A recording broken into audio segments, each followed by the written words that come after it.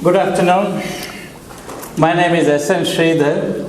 I am Director of the Center for India Studies here, the Bishambarnath and Sheila Mattoo Center for India Studies.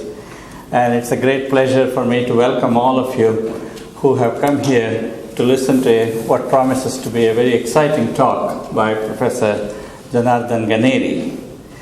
When we started the center, which was 19 years ago, the center was officially inaugurated in 1997, but we started classes in 1995.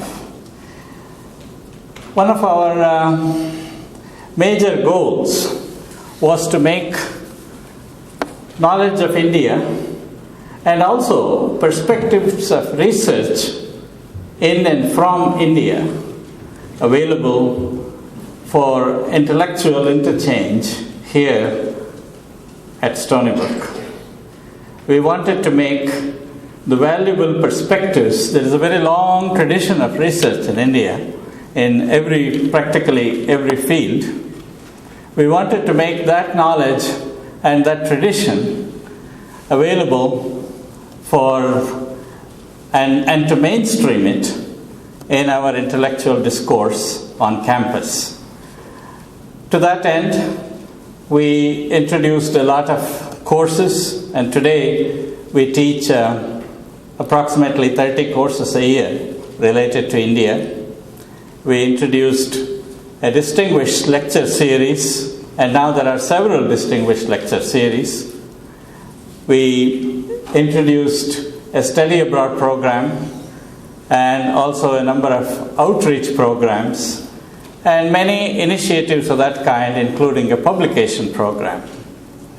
And today's lecture brings to fruition our dream that I articulated in my speech when the center was inaugurated, that knowledge be regarded as pluricentric, and that paradigms of thought from various cultures be integrated into a truly cosmopolitan and universal way of approaching knowledge.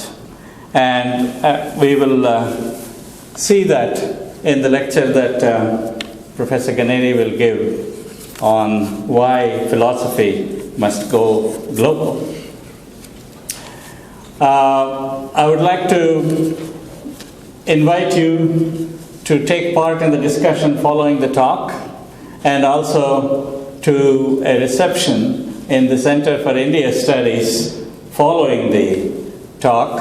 I would also like to announce that there is going to be a lecture on the 2nd of April, the Krishna Gujavarti seminar, which will be given by Professor Shiva Vaidyanathan of the University of Virginia, which will deal with very interesting questions about the social media. This particular lecture is the first Rajesh and Sonali Kakani endowment lecture. It is part of the endowment campaign for the Center for India Studies that we started several years ago, and we are very close to concluding. And we are very grateful to Rajesh and Sonali Kakani for creating the endowment that has made lectures like this possible. And we invite you to join our mailing list and attend our future programs as well. It's now my great pleasure to invite Professor Andrew Nicholson of the Department of Asian and Asian American Studies to introduce our honored speaker today. And I also want to thank the Department of Philosophy and also the Department of Asian and Asian American Studies for co-sponsoring this event. Professor Nicholson.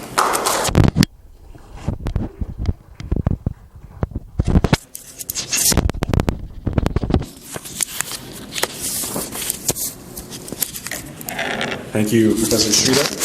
It's my great honor and privilege to introduce our distinguished speaker, Professor Jonardon Ganeri, Professor Ganeri is currently a philosophy professor in the New York University Global Network, and he is based both in Abu Dhabi, United Arab Emirates, and also here in New York City. We're lucky to have him here in New York with us this year. And he's also a faculty affiliate at King's College London, as well as the School of Oriental and African Studies in London. He's been a visiting professor at many different universities, including University of Pennsylvania and University of Chicago, which is where I first met Professor Ganeri many years ago. Professor Ganeri earned an undergraduate degree in mathematics at Cambridge, and then for his graduate studies, he went to Oxford, where he studied with the great interpreter of Indian philosophy, Bimal Krishna Matilal, perhaps the greatest 20th century scholar of philosophy. And Professor Ganeri has certainly followed in the footsteps of his illustrious teacher. In fact, he just arrived back from Delhi, where last month he received the Infosys Prize in the Humanities from the President of India. And to give you an idea of this prize, it's the closest American equivalent, I think, would be the MacArthur Genius Grant. It's a major award, and he's the first philosopher to receive the Infosys Prize in the Humanities. So an extraordinary honor for Professor Ganeri. He has written literally so many books and articles that I could spend 2 hours introducing them all to you. I'll restrict myself to 2 important books that I think you should know about. One of them is one of his older books entitled Philosophy in Classical India, The Proper Work of Reason. I think this would be an ideal book for those of you who are maybe philosophy majors, comfortable with European philosophical traditions, but not very well acquainted with Indian philosophical traditions. Because in this book, Professor Ganeri shows that Hindu, Buddhist, and Jain philosophers were, in fact, deeply concerned with issues in logic, philosophy of language, and the kind of rigorous argumentation which we associate with European philosophy, but I think sometimes Indian philosophy is stereotyped as being mystical or intuitive or irrational. And I think Professor Ganeri has conclusively shown in this book that there are thriving traditions of rational argumentation in classical India.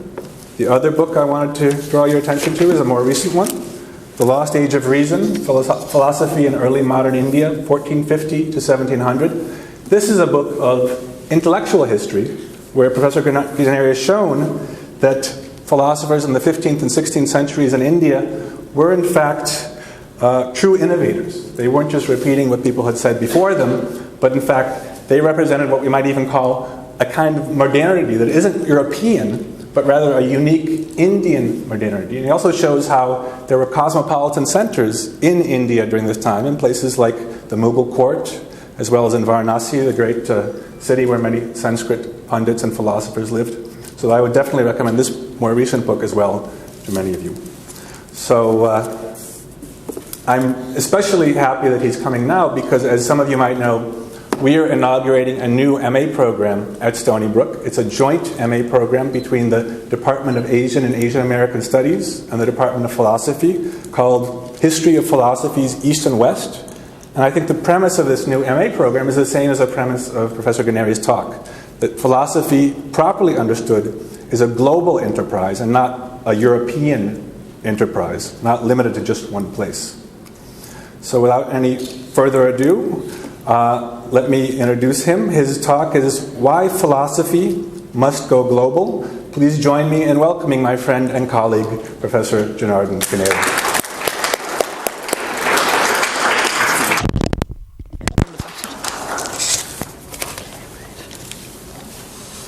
Great. Well, thank you very much, Andrew, and thank you to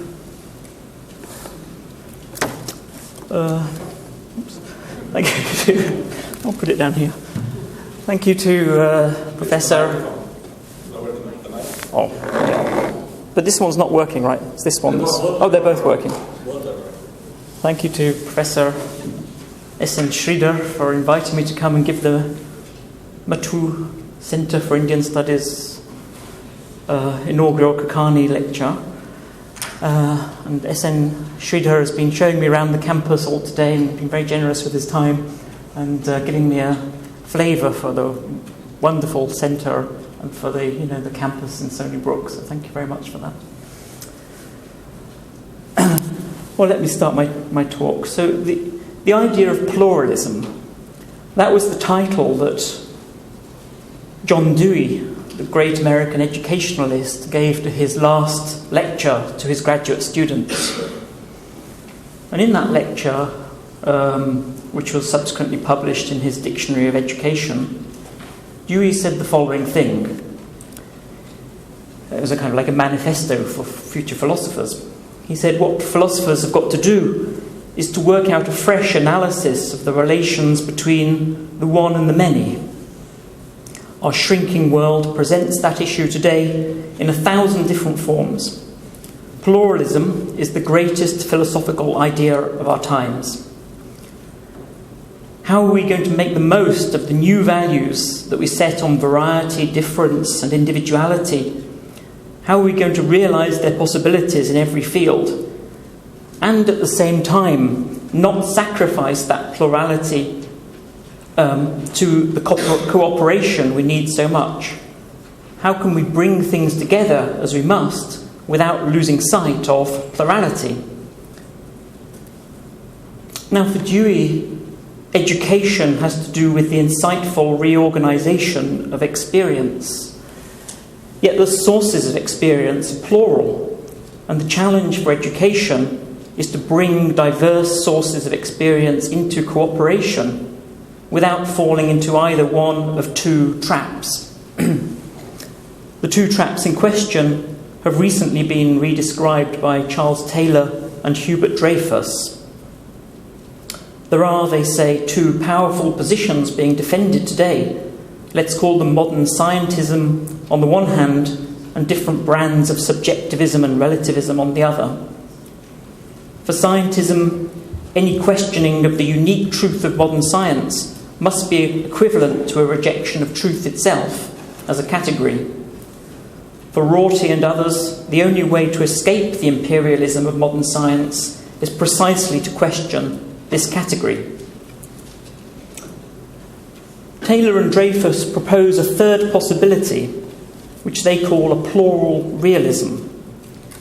They say there may be multiple ways of interrogating reality, that's the plural part, which nevertheless reveal truths independent of us, truths that require us to revise and adjust our thinking to grasp them, that's the realist part, and where all attempts fail to bring the different ways of interrogating reality into a single mode of questioning that yields a unique picture or theory. So these distinct ways of interrogating reality stay plural. Well, I believe that that the education of global citizens who can collaborate with a diverse spectrum of points of view distinct from their own, requires a pluralism about epistemic cultures. And that pluralism is written into the institutional fabric of philosophy. And in fact, I do see signs of this happening in the world of academic philosophy today. The indicators of this include a heightened appreciation of the value of world philosophies, the internationalization of the student body, the philosophical pluralism which interaction and migration in new global movements make salient, growing concerns about diversity within the still too white faculty body and curricular canon, and identification of a range of deep structural problems with the contemporary philosophical academy and its discursive citational refereeing and ranking practices. I think we're entering what we might call the age of re-emergence, a new age, the key features of which are as follows. First of all, philosophies from every region of the world, locally grounded in lived experience and the reflection upon it, are finding new autonomous and authentic forms of articulation. Second, philosophy as an industry is leaving behind a centre-periphery mode of production and becoming again polycentric. The philosophical world is returning to a plural and diverse network of productive sites. And third, Europe and the other colonial powers have been provincialised, no longer mandatory conversation partners or points of comparison, but rather unprivileged participants in global dialogue. Fourth, philosophers within the largely Anglophone international community are beginning to acknowledge their responsibility so to arrange international institutions as to enable wide and open participation. That is, acknowledge that their control over the academy is a fallout from colonialism rather than a reflection of intellectual superiority. Now, I mentioned colonialism, and the precursor for this new era in the immediate post-colonial period was a movement of comparative philosophy, comparativism in philosophy. So let me say something about its motivations. Insofar as comparative philosophy is a branch of philosophy, reason must be instrumental in its pursuit, given that reason is the employment of the human capacity, given that philosophy is the employment of the human capacity for reasoned thought to understand how things in the broadest possible sense of the term hang together in the broadest possible sense of the term, in Wilfrid Sell's famous formulation. But I think that comparative philosophy was first and foremost not so much a new philosophical method as an expedient heuristic introduced at a particular moment in world history as part of a global movement towards intellectual decolonization. The ambition of comparative philosophy was not so much to generate new philosophical insights as to protect thinkers in colonized countries from the peculiar form of intellectual servitude colonialism sought to impose upon them. Recognition and integration were its leading motives. A first generation of philosophers still colonized, seeking recognition for indigenous manners of understanding through the demonstration of their comparability with colonial insight. While a second generation, in the years after the end of colonial rule, hoped for assimilation and integration in an internationalized philosophical academy. Philosophers writing bravely against the grain in colonized countries or in the ferment of post-colonial nation formation made extraordinary progress in the rediscovery of lost philosophical inheritances and in the demonstration of their full entitlement to philosophical recognition. Yet colonizer philosophy remained in such endeavours a privileged mode of thought and a point of reference, if only as a focus of resistance. So these projects aimed either to incorporate indigenous thinking in a still unchallenged colonial paradigm, or else reverse colonial asymmetries while leaving a fundamentally colonial structure intact. Now, when in what follows I refer to the colonial use of reason, I shan't mean its use by the ancients or the pre-moderns, but by those philosophical giants in the 18th and 19th centuries who provided colonialism with its moral and intellectual foundations. This colonial use of reason represented itself as impartial, objective, and universal, but in fact was anything but. And that was its first dishonesty. Its second was the way it defended its claims to impartiality and universality over and against competing claims from outside. It didn't engage in honest debate, philosopher to philosopher, but instead dismissed the alternative's claim to universality altogether. So colonizers took what was, in fact, itself a local way of using reason, one contextually entangled with the history of the colonial project, falsely promoted it as a uniquely acontextual methodology, and denied that outsiders had so much as a concept of the general application of reason on the grounds that they did not share its parochial epistemic practices. Colonial rationalists' false claim to neutrality catches the excluded outsider in a vicious dilemma Either make your use of reason like ours, in which case, what extra value does your philosophy bring to the table? We basically say everything ourselves. Or admit that you're outside of reason and not actually engaged in philosophy at all. The dilemma is false because the neutrality of colonial reason it presupposes is a phony mixture of two myths.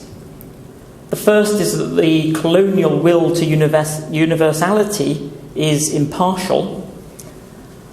The second, that the existence of the outsider's will to universality is to be denied. In denying outsiders a will to universality, the colonizer denied them their humanity, and the various ignominious philosophical rationalizations of colonial rule were but corollaries of this basic double move.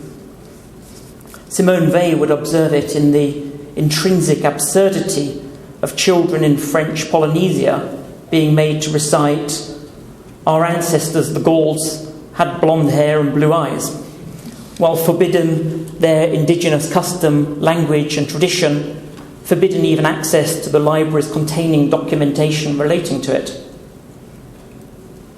And was it not Macaulay who said that a single shelf of European books was of more value to humanity than the entirety of Sanskrit literature? The move is also evident when a history of epistemology in the West describes itself simply as the history of epistemology, protest met with disinterest. The colonial power has philosophy, the rest of the world has only what is described as culture, or more condescendingly still, wisdom tradition. The colonizers claim that reason, meaning their specific and provincial use of reason, is a neutral tool, had thus to be exposed as trickery. This a precondition for the intellectual decolonization of the rest of the world, and the redressing of a blatant epistemic injustice was the ambition and project of comparative philosophy.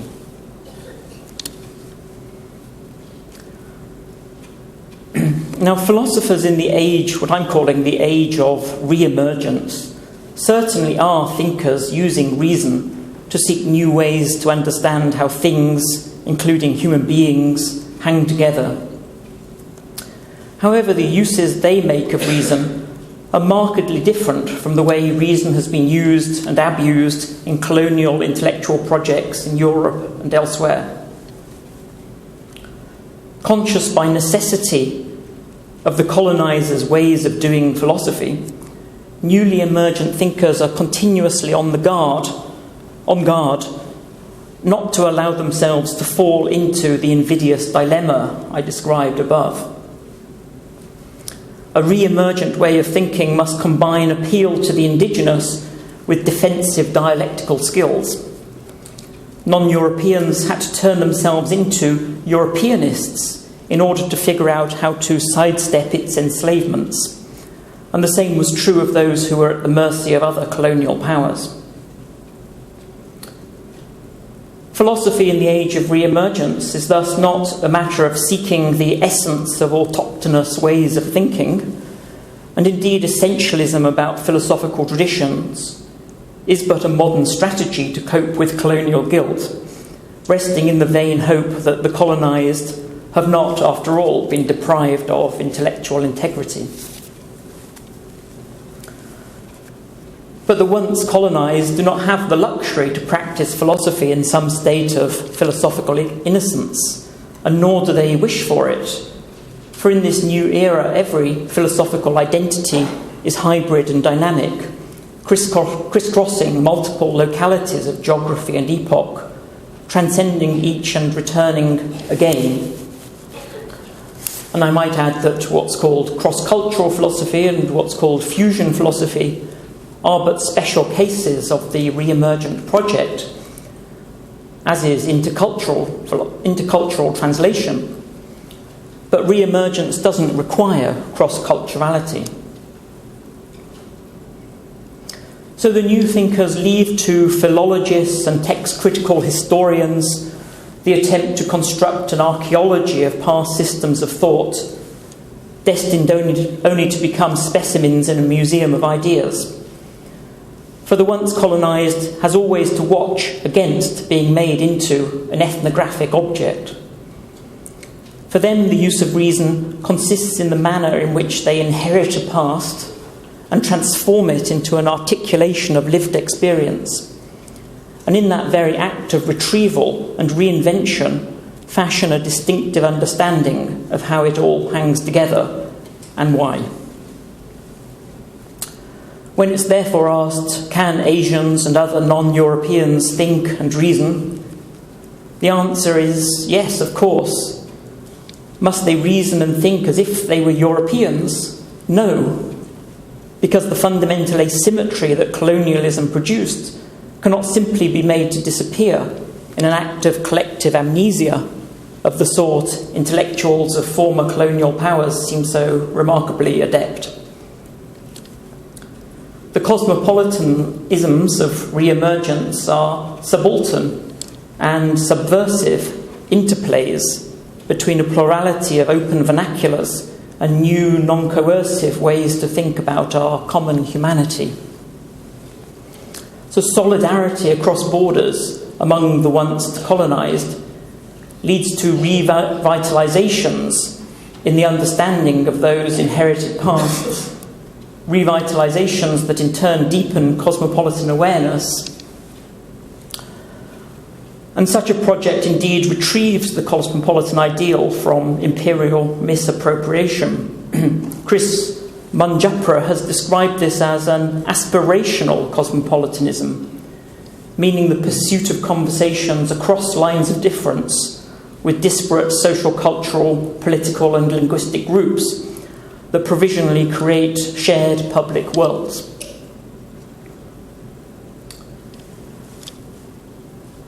As philosophers in every linguistic and geographical region of the globe begin to re-emerge in the way that I'm describing, so too do innovative ways to use reason. I'll give two examples of ways of using reason that do not fall into the colonial model I've criticised. Here I appeal to India, the non-European philosophical world I know best. But world philosophers everywhere must retrieve from their own inheritances their own renewed ways to use reason. Excuse me a second.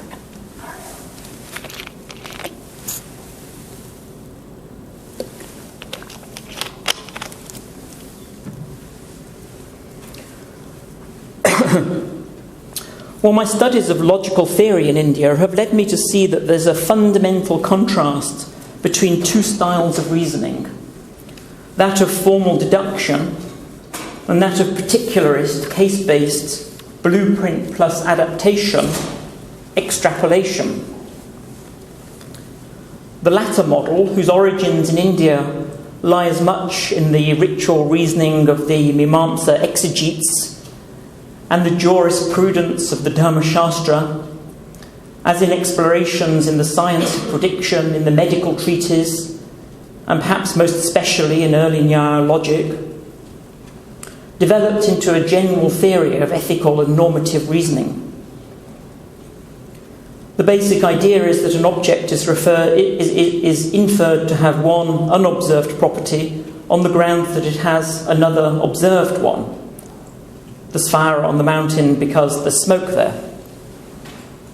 The most distinctive aspect of the schema is the fundamental importance given to the citation of an example, a single case said either to be similar or else dissimilar to the topic at hand.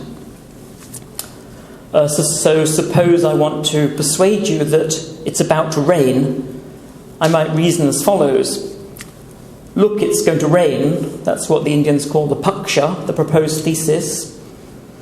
Foresee that large black cloud. That's the hetu, or the sign. Last time you saw a large black cloud like that one. That's the drishtanta, the exemplary case. What happened then? Well, it's the same now. That's the upanaya, the application. It's definitely going to rain.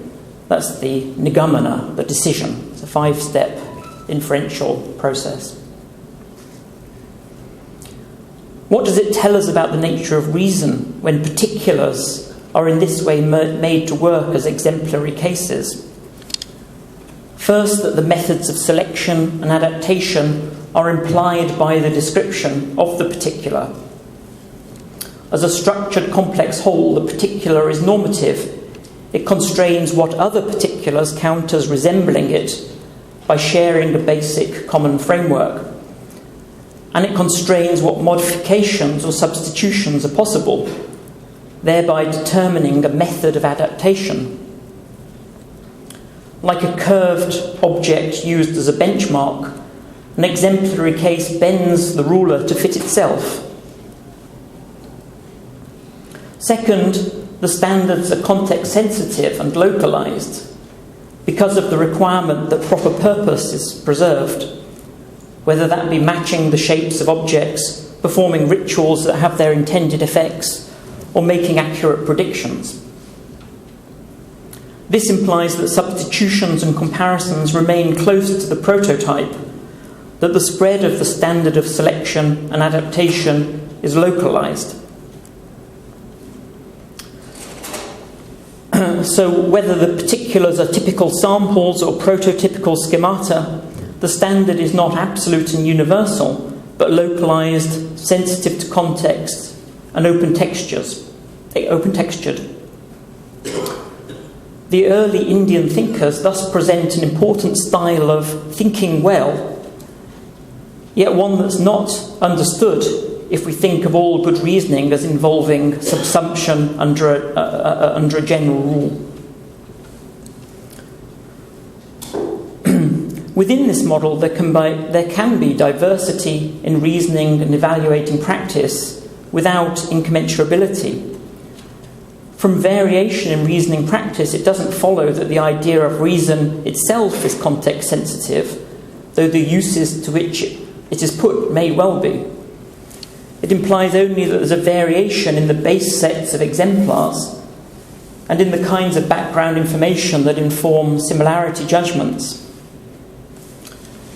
In other words, case-based norms are trans-sectarian but dialogue-specific. The model provides for the kind of immersed rational practice that I regard as essential in the evaluation, development and criticism of values, using cognitive resources available to a group in order to provide authentic forms of justification and critical revision. That is to say, it's a method for the evaluation of values that's both genuinely critical and yet does not imperiously impose from without. And the Sanskrit idea of the Purva-paksha, an opponent imaginatively considered by the author of a philosophical work, is that of a potential objection that is, in this sense, immersed. The philosopher identifies cases of interesting contraposition and, in the spirit of the theory just set out, exploits those moments of resemblance in processes of adaptation and substitution to fashion new strategies in philosophical inquiry. So this is meant to be a description of an intellectual activity that replaces comparative philosophy in the age of re-emergence. And it's indeed a genuinely philosophical use of reason in search of understanding.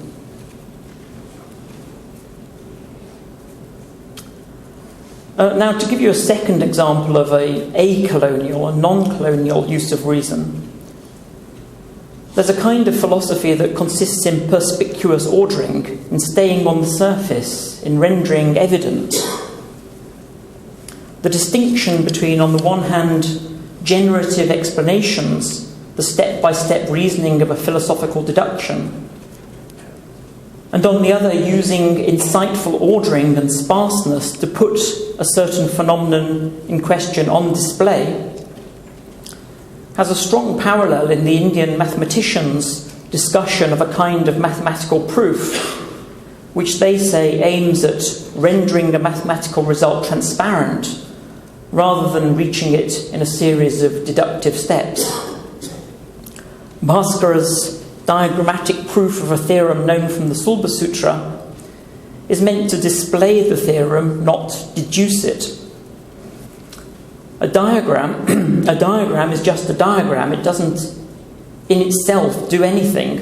What does the proving is the viewer's moving triangles around in imagination to form two squares. So likewise, philosophy here occurs at the interface between text and reader, in the reader's acquisition of a clear perspective in the topology of concepts through their imaginative engagement with the text. One finds this method at work in the Indian philosophers who compose extremely compact texts, written in short aphorism-like formulae, which aim more at conceptual cartography than at system building. In other words, what I'm saying is that seeing interrelatedness is as creative a philosophical act as drawing consequences. One is a matter of evidence, the other of what is evident. The interrelations between the components of a complex theoretical structure can be explained, or at least explicated, by displaying their isomorphism with another structure, perhaps one more familiar or antecedently better understood. So in this method, similes function as models. A clear map of the conceptual terrain is a powerful tool enabling both creative thought and empathetic attention. And philosophy based on this second use of reason has not lost sight of its ties with deepened ways of living. In this use of reason, the idea of omission plays an important role. For philosophers who use reason in this second way are careful to omit anything that can cloud the reader's capacity to form a picture. And a huge part of philosophical skill is knowing what to ignore. So I would say that what makes a practice philosophical is the use of distinctively human capacities to find orientation in the space of reasons. That is to say, to move from perplexity or samshaya to clarity or nirnaya. And that this orientation can come either in the form of a reason's compass, which enables the activity of going step by step, engaging one's powers of deductive manoeuvring and capacities for projective extrapolation. Or else the orientation can come in the form of a concept map, which engages the imagination and enables one to make a survey of the terrain, locating oneself within it. This conception of philosophy embodies a type of pluralistic realism, a commitment to the claim that there are many ways to investigate a reality whose existence is independent of human inquirers, a plurality of ways of thinking that cannot be reduced to any single mode of interrogation, not least of all not to the colonial use of reason. Well, in my own work, I've sought to inhabit the elusive ground that respects epistemic pluralism. I've investigated the plurality of classical Indian philosophical Shastras, a Shastra being not merely a systematic representation of a network of ideas, but a fluid disciplinary practice for the production of knowledge of a certain sort in a certain domain. These Shastras have been described as Sanskrit knowledge systems, and since their concern is not only with the manufacture of a body of belief, but with how such beliefs are warranted, how beliefs are argued for, and what kinds of evidence can be provided, it seems entirely correct to describe them also as epistemic cultures. And although the world of Sanskritic India supported a plurality of Sanskrit epistemic cultures, they did not exist in isolation from one another, but were in constant mutual dialogue and often vociferous conflict. The Buddhists, for example, were not concerned only about the truth for Buddhists, about a relativized notion of truth, but about the truth per se. And that's why Buddhists spared no intellectual energy in devising refutations of opponent views. The Vaisheshikas, the Nayakas, the Charvakas were concerned not only about truth for Vaisheshikas, truth for Nayakas, or for Charvakas, but engaged each other in philosophical argument, often of the highest order of sophistication and complexity. Disagreement of that sort implies a shared commitment to there being data that all can agree grounds claims to knowledge, and of there being mutually acknowledged instruments for the warranting of belief.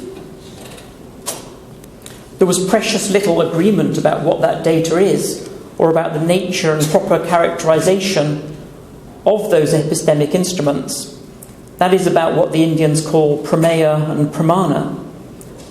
But there was agreement that there must be some correct characterization of both. So the world of classical Indian knowledge sciences therefore exemplifies a commitment to pluralism about epistemic cultures, combined with realism about the world they discover.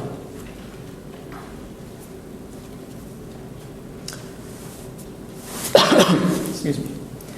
In fact, the nature of the epistemic pluralism on display has already been analysed for us, and by the Sanskrit tradition itself. The remarkable Jain philosophers make a distinction of fundamental epistemological significance when they say that as well as, and in addition to, pramanas, epistemic principles, there are also nayas, epistemic standpoints, or stances, and that both are essential constituents of an epistemic culture.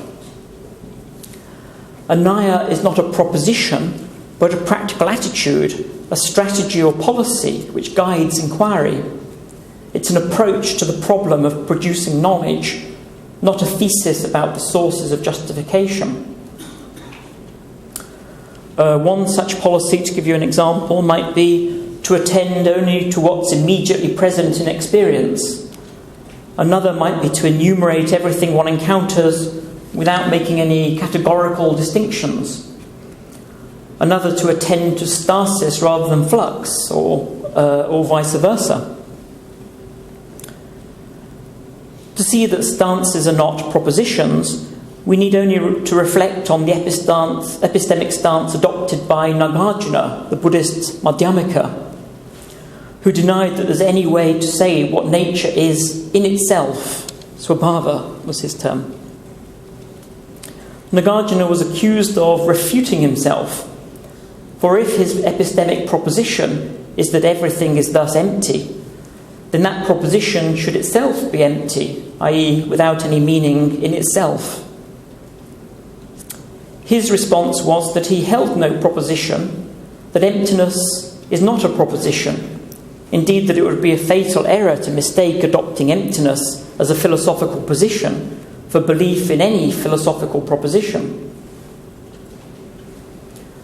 And that might remind one immediately of Van Fraasen's argument that as a position in the philosophy of science, empiricism is not a propositional thesis. For if it were, then since it claims that every thesis is open to empirical confirmation or disconfirmation, it would itself be open to empirical confirmation or disconfirmation. The idea is helpfully elaborated by Anjan Chakravarti, who says that a stance is a strategy or combination of strategies for generating factual beliefs. A stance makes no claim about reality, at least directly. It's rather a sort of epistemic policy concerning which methodologies should be adopted in the generation of factual beliefs. Stances are not themselves propositional. They're guidelines for ways of acting. One doesn't believe a stance the way one believes a fact. Rather, one commits to a stance or adopts it. So, for example, physicalism is not so much a factual thesis as a policy of deferring to the claims of basic science. So I could let me say then that a stance is a policy adopted towards the employment of epistemic principles. That seems to me to accord with one of the notions of culture, the anthropological notion of culture as a particular take on an ensemble of practices and preferences. So an epistemic culture is a stance. Now, pluralism in philosophy is a commitment to a pluralism about epistemic stances, and not to a pluralism about epistemic systems in the sense of Paul Boghossian. Boghossian argues against pluralism in his popular, widely known book, Fear of Knowledge. Boghossian's argument against pluralism about epistemic systems is that if one of them is deemed to say something false, then the other will have been deemed to say something true. Under those circumstances, it's hard to see how it could be right to say there are no facts in virtue of which one epistemic system could be more correct than any other. This is basically a defence of the uniqueness of the claims of science to the truth. But the thing is that this argument doesn't apply to epistemic stances, for it's possible for there to be pairs of genuinely alternative epistemic stances and no facts in virtue of which one is more correct than the other. It's easy to see this if we remember that stances are action-guiding policies governing the application of epistemic principles. You can analogously think of a route as a guide to performing the action of reaching the summit of a mountain. And here there can be different routes up the mountain, perhaps with different benefits and drawbacks, but equally good for reaching the top. And in that analogy, it would be absurd to say that deeming one of the approaches true necessitates deeming the other false, both because truth and falsity are not the norms according to which plans for action are evaluated, and because whatever that norm is, both approaches may satisfy it equally well. There can be many equally good routes up to the top of the mountain. Or to give you another example of what I'm trying to say, it's often the case that a given mathematical theorem can be proved in two different ways, adopting in each case a different proof strategy, and yet both are equally correct, i.e. sound as proofs of the theorem in question.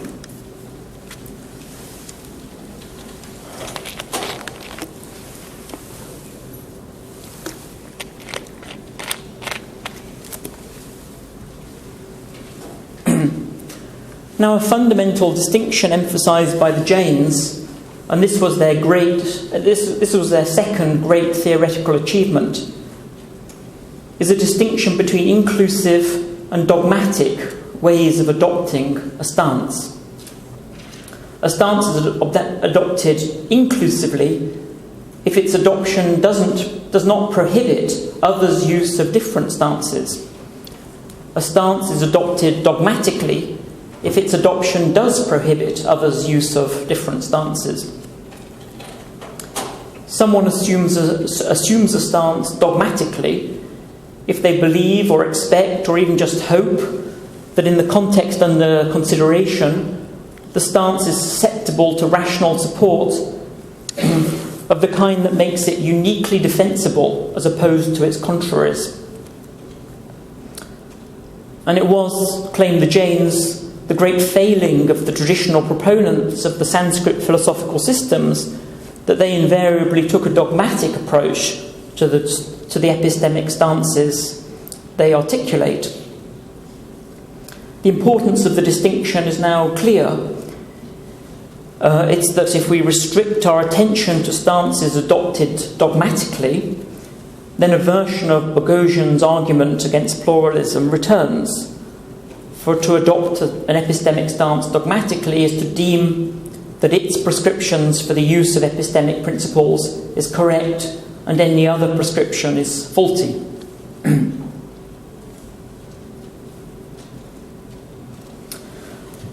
The Jain distinction between principles and stances, between pramanas and nyayas, is enough to diffuse Boghossian's argument against epistemic pluralism. I've said that distinct stances may sometimes apply with equal correctness to an investigation. The Jains argue that this doesn't entail that the distinct deliverances of stances are necessarily contradictory. Rejecting the idea that things have a single unique essence, the Jains instead say, and this is their third theoretical innovation, that reality is in some sense manifold or multifaceted. Multifaceted. The Jain term is anakanta. Metaphysics tends to treat objects, targets of inquiry, as if they're simple points, like the peak of a mountain. But the mountain itself is metaphysically more complex. Its variously shaped sides offering various aspects to the climber, and so different potential routes to the top. So to quote Siddhasena, the real thing whose essence is multiplex, anakanta, forms the domain of all acts of awareness. An object qualified by one facet, ekadesha, is known as the province of the standpoint, nyaya. And another Jain, Siddharshi Gani, elaborates, adding that the real thing, both whether that real thing be external or internal, endowed with a form that is under the sway of multiplex essential natures, not separate from one another, unfolds itself to all epistemic principles, pramanas. Mountaineers, whichever route they select, have the same tools and techniques available to them, but the mountain unfolds itself differently to each, and each aspect thus presented has as much claim to be the essence of the mountain as any other. And likewise, each non-dogmatic epistemic stance is an approach to some one aspect of the world. Different stances are policies for warranting beliefs about different aspects of the world. That is to say, we might think that there are a plurality of special sciences, each special science having its own provenance in some domain or level of properties, and no such domain being reducible to any other. To say that is just to deny that there's any single way the world is in itself, that there's some uniquely objective description of the world viewed subspecies eternitatis from nowhere. Rather, the multiplicity of different approaches collectively constitute a view from everywhere. While I've adopted that suggestion in my work on Sanskrit philosophical accounts of the nature of the self, the stance adopted by the Nyayikas is that mental states must be owned by a subject, where ownership consists in endorsing the belief or preference, commitment or aspiration represented in the state. The state thereby is made one's own. This stance is therefore a normative approach to what's at stake in undertaking a first-person position. A quite different stance towards the human subject is taken by the Abhidharmika Buddhists, whose stance is instead phenomenological. The Buddhist investigation of the first-person position is conducted with an approach that emphasizes the analytical dissection of the phenomenological character of presented mental states, most especially states of attention and attachment. Are these two philosophical approaches in contradiction with each other? That was certainly the story of the intellectual rivalry between Nyaya and Buddhism throughout the first millennium in India. The results, say, the Jains of dogmatism on both sides. Yet we may instead take a more nuanced view about the multi-aspectual nature of human subjectivity. And what I've argued is that owning a mental state itself has several aspects, one of which is correctly explored by each of the two supposedly rival philosophical schools. We might agree to say that Buddhists and Nayakas employ different epistemic methodologies, as long as we're clear that this doesn't consist in the claim that they have rival conceptions of epistemic justification, only that their epistemic policies, approaches, cultures, and so on are distinct. It's just because mental ownership, the foundation of subjectivity, is multi-aspected, that there can be different approaches to it, in much the same way that it's because objects have many properties that there can be different names with different senses for one and the same object.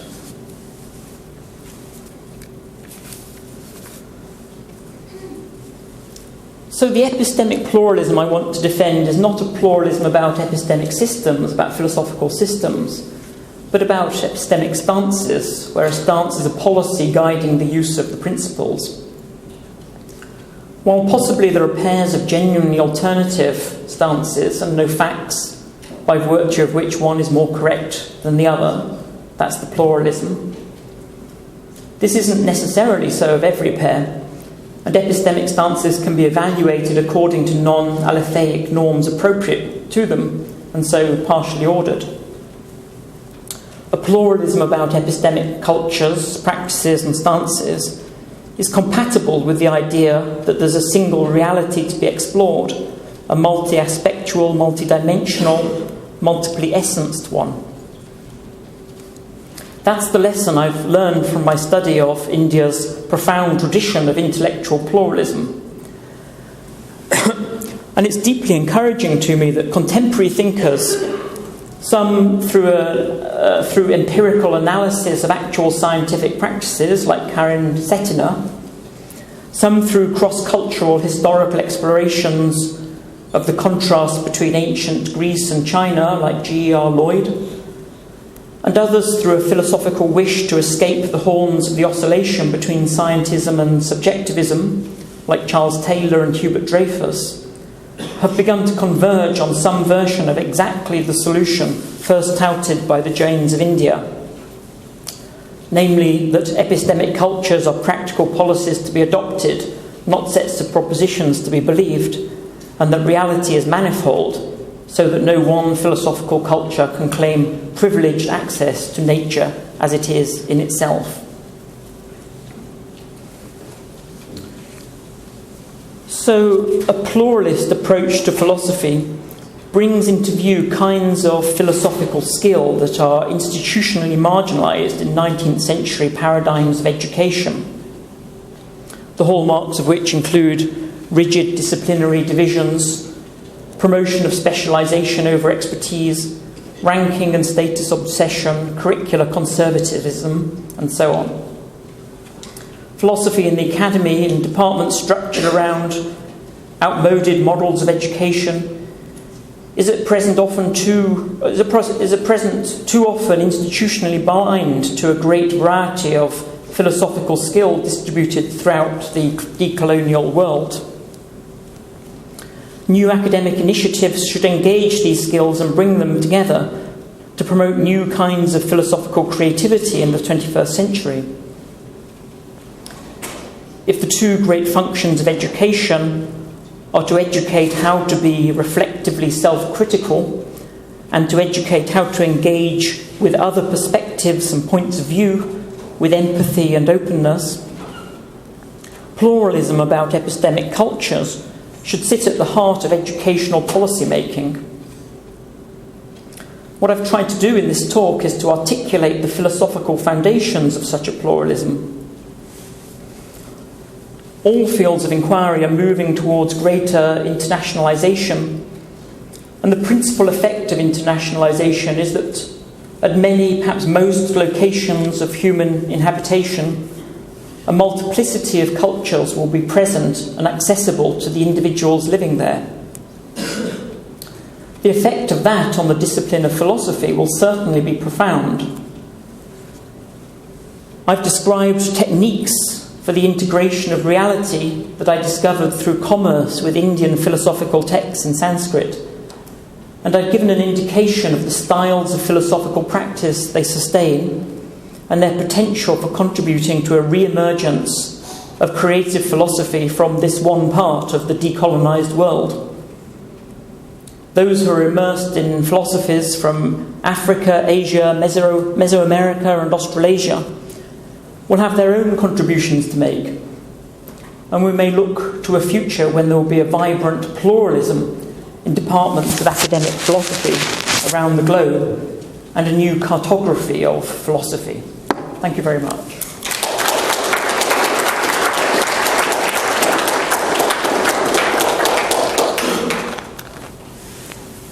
So I think we have about 15 minutes, 20 minutes to have a conversation. I think this was an incredible talk. I learned a lot and I had a lot to think about. So the floor is now open. Allegra. Thank you very much for indeed a very comprehensive and really also useful talk for us on this campus. So Thank you. That said, I would like to add to your really very worthy program of inquiry another dimension. Although I'm not sure it is another dimension, but I would like to ask something, namely, and this is said from the point of view of a scholar in the history of Western philosophy. Okay? Namely, that it seems to me that East and West in this particular sphere that we call generically philosophy or science, etc., should study one another much more closely than so far, and that means from both sides. Here's a couple of examples that came to my mind while I was listening to your, the points and illustrations that you gave from Indian philosophy in particular, but not only. First of all, I would like to say the Western philosophers that you mentioned at the beginning of your talk, obviously, are not necessarily representatives of the history of classical Western thought. They are obviously more representatives of a cultural, and I should add also geographic localism. Western philosophy was rather, I think, centered in many respects, not always on many points made by you with regards to Indian thought, including, for example, the history of mathematics. That struck me because I did not know that. So I just hearing you, it occurred to me, for example, that Egyptian, Pythagorean, and including also pre-Socratics like Thales, for example, philosophers, did not give proofs in the same way in which we reconstruct them or teach them today. For example, the Pythagorean theorem. That is, they did not use deductions from axioms. They used diagrams, so-called ocular proofs. Another example is Descartes' treatise on method. That is centered upon the fundamental idea that truth can be seen, however metaphorically he was using this, in clear and distinct ideas, rather than in chains of argumentation. And there is no doubt that Descartes is pretty much a Western philosopher, at least practically considered so. Okay? Or ancient Greek debates between Pyrrhonic and academic skepticism were exactly about the paradoxical nature of categorical statements of the kind nothing is certain. That was exactly what they were debating. And finally, if I may, also 18th and 19th century so-called continental, let's call it European philosophy, like German idealism, where, as you well know, investigations into dialectical reason, not into linear forms of logical reason.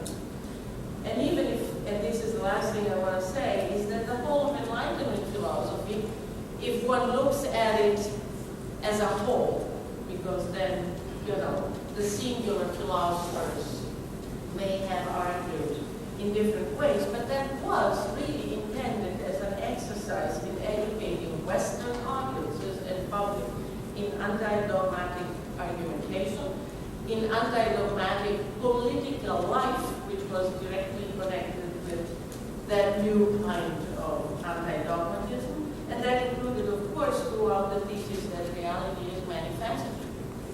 So I just wanted to add that to state that it seems to me that we're East and West when it comes at least to philosophy, much closer than sometimes is being said or assumed from a position of, behind the veil of ignorance, so to speak.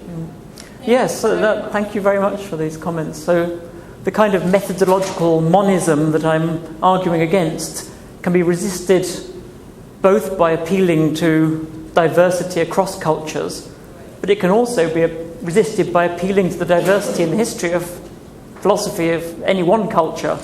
And, many of the strands within the history of Western philosophy that you're referring to just don't get an airing in a, contemporary philosophy department where, there's a very narrow focus on a very small methodological toolkit. So I think,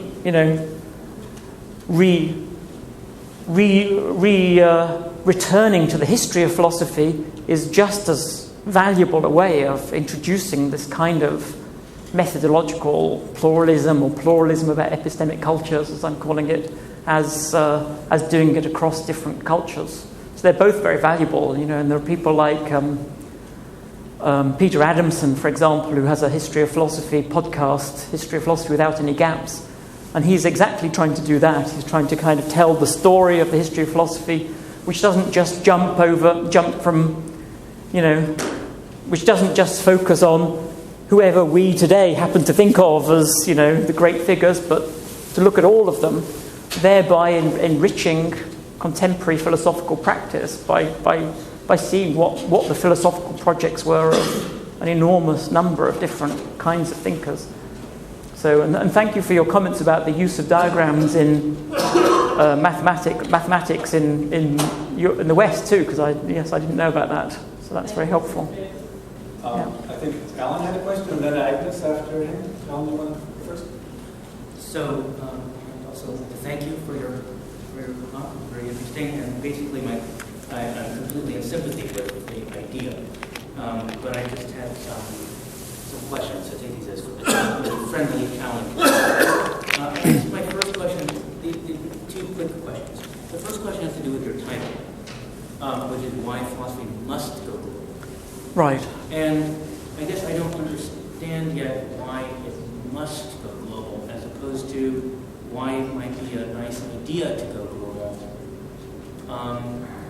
And I'll come back to that in just a second. And the second question is, if it does go global, then what exactly is it that's happening in global philosophy, especially when different traditions, whether within, even as we just heard, within a single tradition or across traditions, come into conflict, and you were describing a lot of conflict, the vociferous disagreement, as you said. What is it then? How do you see that playing out, either globally or within a single region in the global debate? But let me just go back to the first question. If all the roads go up to or many of the roads go up to the top of the mountain, what's wrong with the people who walk one road to say this is our road, or even to say that this is the road? In other words, going global doesn't make that road any more efficient. still a road to the top. So what is it that other roads, or recognizing the other roads to the top of the mountain, adds to people or benefits the people who are on that particular road? It seems like that's not itself illuminating the epistemic value of a given road. So it seems like why it would be a good idea to go global is not actually within. It's not an epistemological reason which is what we would basically focused on, but perhaps an ethical one or a political one. You were talking about empathy at the end, and that's why I'm saying maybe it's a good idea for it to go global. But where does the must come from? Are those Well, I think. questions? Oh, can I just ask one first? I think the reason it's a must is because. So the thought is that any set of practices for interrogating reality only discovers one aspect of reality. It may describe itself as a universal method, but it isn't actually. That's a kind of a false. That's a kind of mythology that it applies to itself. So that was my criticism of the colonial stance, is that it claimed to be totally universal, but it wasn't. It's just partial. So every epistemic policy is partial, even if it's not aware of its own partiality, which is what dogmatism. The point is that the view of the image, the metaphor of the mountain, is not really actually the correct metaphor, because it's not the summit that we're trying to reach, but rather to grasp the entire mountain as a whole. That's right. Yeah. What we're trying to do is to get a complete picture of the mountain. Yeah, and you can't do that just by walking up any one route. You have to, explore the mountain from many different sides in order to do that. Yeah. So the goal is not to reach the summit. The goal is to comprehend the mountain as a single totality, a complex, multifaceted totality. So yes, the mountain metaphor can, like all metaphors, only go so far. Okay,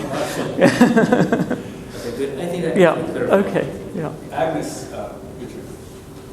Thank you so much. Oh. Very inspiring talk. Thank you. I have two things. The first is a comment, and the second is a question. The comment has to do with the fact that I work with languages. So maybe the must in your talk, must is a modal verb in Right. language. So it could be either interpreted as a deontic modal or an enstem modal. So I take it to be a deontic modal, and that's something we have an obligation to do, and I follow the logic. Okay. I don't know if it clarifies. That helps. Yes. Thank you. That's quite helpful. My second thing that I want to say is because of my ignorance. So I probably represent the non-philosophers in the audience, so please forgive my ignorance. Now, in terms of stance, I totally see where you're going, and pluralism and everything. Now, I'm going to ask a very not a very crude question. The question is, what is the goal of having plural, pluralism? Right? You made a quick reference to math. You say, well, there are different proofs to a math problem. However, mathematicians get together and then they compete for the most elegant proof. And that's true. what wins the competition, right? So now, when you have competing different ways of doing philosophy, what is the end goal? Are we getting the most elegant philosophy, or are we all going to be better because we see other paths? Would you elaborate on that? Yeah, well, that's why I try to link it with the question of education. What is philosophy for? Well, one of the primary purposes of philosophy is to educate people to think better. And if a mathematician is a better mathematician if they can prove the same theorem in two completely different ways, that would show your dexterity in mathematics. That would show that you understood the nature of the problem more deeply. It's one thing simply to go through a series of steps, each of which takes you a little step further and eventually reach the mathematical theorem as the end. that doesn't necessarily mean you understand the theorem, that you kind of have an insight into what makes it true. Whereas if you're able to prove it in two completely different ways, then your mathematical insight is presumably much better. So the value of this kind of pluralism is to do with educating people to be much more creative, much more flexible, to gain greater insight into the problems that they're thinking about. That's what I would say. Question down here? Yes, go ahead. Yeah. Ganges is the birthplace of many religions of Indian origin. Yes, right. The word dharma, is it a common philosophical word for all the religions from like Sikhism, Jainism, Hinduism, Buddhism? From your understanding of philosophy and the civilizations and cultures of those. Dharma, word dharma, is it a common philosophy to those religions? I think not in the classical period. I think that's a more of a contemporary development. People are looking for some Sanskrit term that can be used as the equivalent of religion. And it doesn't really map, the concept of religion as we have it in the West doesn't really map that well onto, Indian forms of self-description. So they kind of, have used the word dharma as an approximate equivalent. But dharma, I mean, it can mean, it has many different meanings, but one is a kind of a set of teachings, a set, like the Buddha, the Buddhist teachings are called the Buddha Dharma. So, I think, probably Andrew can answer this question much better than I can. What would you say? In many different editions of the word dharma. Yeah. But there is a great deal of debate, I think, in the University of California. Yes, that's true. An organization called Dharma is trying to establish endowed chairs. Yeah. And the principal protests were coming from the Asian American studies. That's true. So I was just wondering whether yes. you have any awareness. I think we have time for maybe one more question. Go ahead. So thank you very much for the talk. As I was listening to you, I was thinking about what can I take from your talk into the teaching and the scholarship that I do. And I'm a writing teacher. I teach writing and rhetoric. And in the classroom, to take those ideas of multivalent argument and philosophies, diversity, pluralism, I take those ideas and I turn them into simple activities. For example, stop students in the track making arguments in a two-sided manner and actually ask the students to write multiple arguments. Yes. And that kind of activity is very powerful. And I think it's not only a matter of learning and teaching, but also a matter of how people treat each other, how people understand others, how people approach problems in the world, how people approach it in scientific and social problems. Yeah. But I worry that this, I hear a lot of optimism when you're talking, all of the announcement, but I worry that in spite of all the things that we do at the philosophical level, at the writing and teachers level, at the education level, I also think that it's becoming again a part of a neoliberal agenda that co-opts all of these things into a marketable, saleable product, and it just becomes superficial. Do you worry about that? What's your thought about that?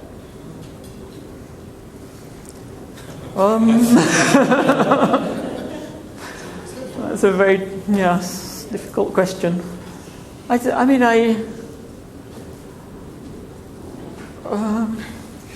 going to have to think about that. No immediate answer comes to my mind, but I thought your presentation was very optimistic, and I'm optimistic, but I also sometimes just worry that the whole idea of internationalization is to get more money. Right. That kind of thing.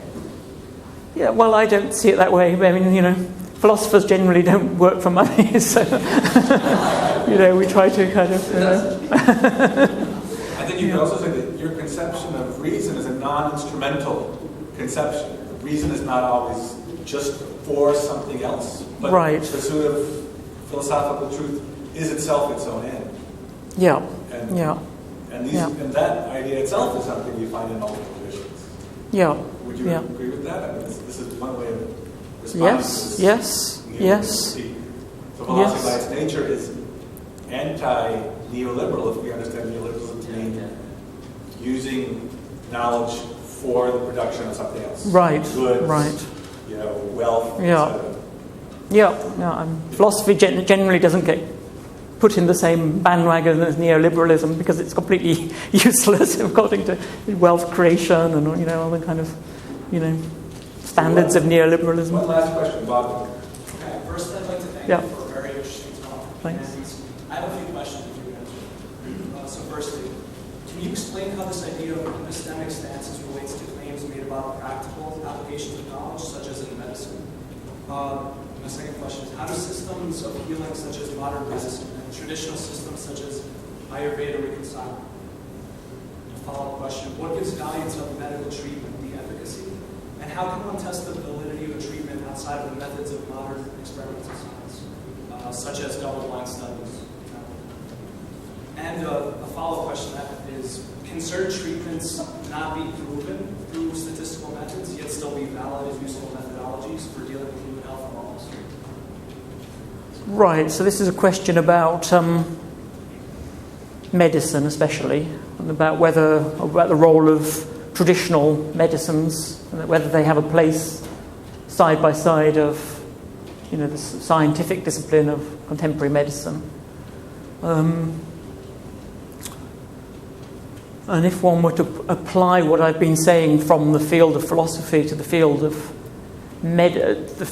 medicine, then you would have to generalize the subject matter, and you would have to say that what we're talking about is care for the human being, the embodied human being, and are there a plurality of aspects of caring for the embodied human being? And of course, then you can say that contemporary scientific medicine is an extremely important part of caring for one aspect of the totality of the embodied human being, but the other traditional medicines, have different aspects of the human being as their target of care.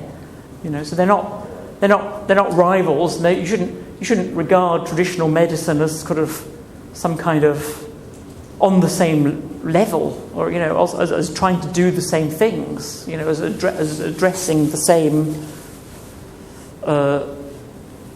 Exactly the same set of properties concerning a human being as contemporary science, So then the question of whether you apply double-blind methods to evaluate them would be a miss.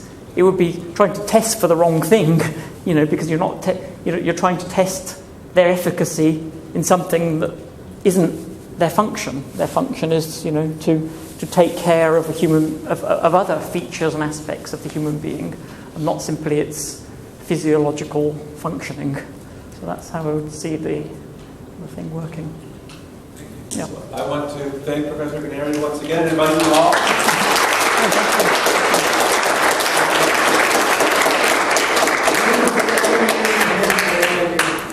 Everyone had a question for Professor Ganeri, we couldn't fit in the time frame, please come join us and have a continued conversation.